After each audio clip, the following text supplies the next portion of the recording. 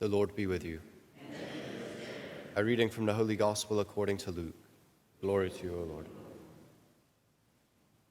That very day, the first day of the week, 2 of Jesus' disciples were going to a village 7 miles from Jerusalem called Emmaus, and they were conversing about all the things that had occurred.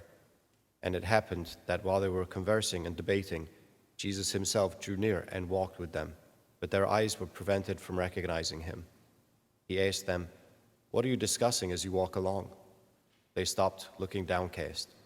One of them, named Clopas, said to him in reply, "Are you the only visitor to Jerusalem who does not know of the things that have taken place there in these days?" And he replied to them, "What sort of things?" They said to him, "The things that happened to Jesus the Nazarene, who was a prophet, mighty in deed and word before God and all the people, how our chief priests and rulers both handed him over to a sentence of death and crucified him. But we were hoping that he would be the one to redeem Israel. And besides all this, it is now the 3rd day since this took place. Some women from our group, however, have astounded us. They were at the tomb early in the morning and did not find his body. They came back and reported that they had indeed seen a vision of angels who announced that he was alive. And some of those with us went to the tomb and found things just as the women had described, but him they did not see." And he said to them, "Oh, how foolish you are, how slow of heart to believe all that the prophets spoke. Was it not necessary that the Christ should suffer these things and enter into his glory?" Then beginning with Moses and all the prophets, he interpreted to them what referred to him in all the scriptures. As they approached the village to which they were going, he gave the impression that he was going on farther. But they urged him, "Stay with us, for it is nearly evening, and the day is almost over." So he went in to stay with them. And it happened that while he was with them at table, he took bread, said the blessing, broke it, and gave it to them.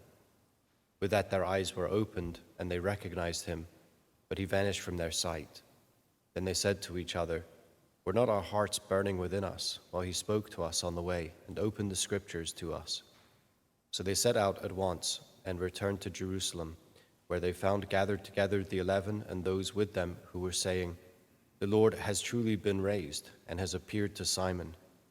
Then the 2 recounted what had taken place on the way and how he was made known to them in the breaking of the bread. The Gospel of the Lord.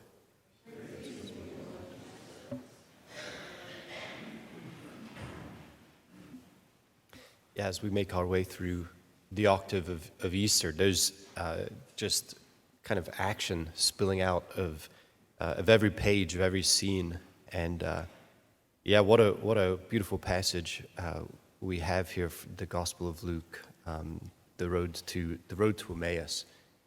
And I think that there are a couple of different picture frames that Luke, in telling the story of Jesus' revelation to the disciples on the road to Emmaus, that he wants us to see in order to be able to understand, like them, the whole of what has happened.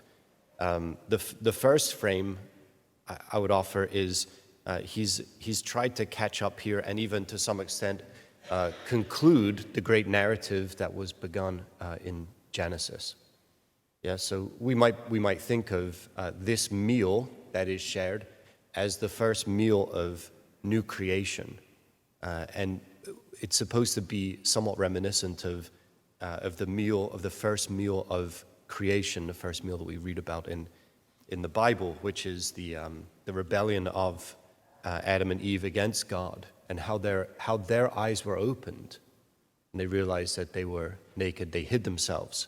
Here we see the disciples' eyes were opened. It's the same phrase, and we're supposed to see then that this meal undoes or overcomes the disobedience of our first parents. So just as we have in the beginning creation, and then we have something of the unraveling of creation due to the rebellion of man against God. Now we have the new creation, which is initiated by the God-man and is used as the means by which the people of God are going to bring order back to creation. So this is like one little frame. And what's another little frame is, of course, with Luke's own gospel that he's bringing to a close, just as Mary and Joseph, just as there was a couple who on the road had lost track of Jesus, but were searching for him for days, and only to discover him about his Father's work. Now here we see in the scriptures similarly a couple in search of Jesus and finding him about God's work, and that's what has to then continue. He disappears in order that he might continue to be about God's work in the world and empowering and equipping his people to be about God's work in the world. So this is what we see, and of course it's the picture is flooded with resurrection light, and it's a dazzling display, as it were. It's a dazzling display of love, of providence, right? God's providential care, of love, and even here we find some significance in suffering, right? We see there's a bit of a turnaround as the two, are making their report to Jesus, and how we thought that he was the one who would redeem Israel. We were hoping that he would be the one to redeem Israel, and yet he was handed over. He was by the chief priests and rulers to a sentence of death and crucified. Right? He was supposed to be the one who redeemed us, but he suffered and died.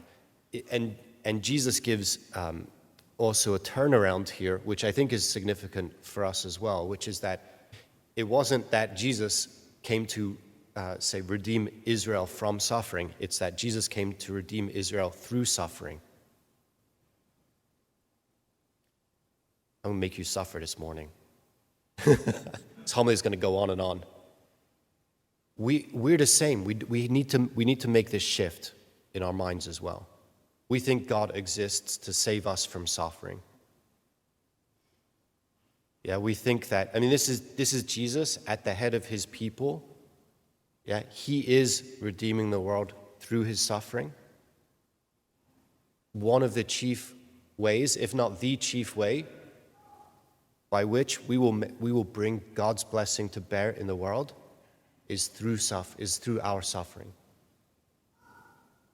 Through the suffering that we take up in faithfulness to Christ, in obedience to Christ, committing ourselves to him and his purposes, loving all the while, and suffering because of the commitment to Christ and our unwillingness to give up on the task of loving. What we endure as a result, that is the redemption of Israel. That is the restoration and the recreation of the entire world. That is the project that we commit ourselves to today.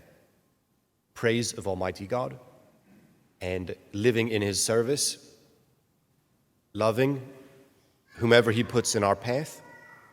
This is now, and I should say, nourished and sustained by the scriptures and by the bread of life. This is how God is going to recreate all things. This is how he's going to make all things new.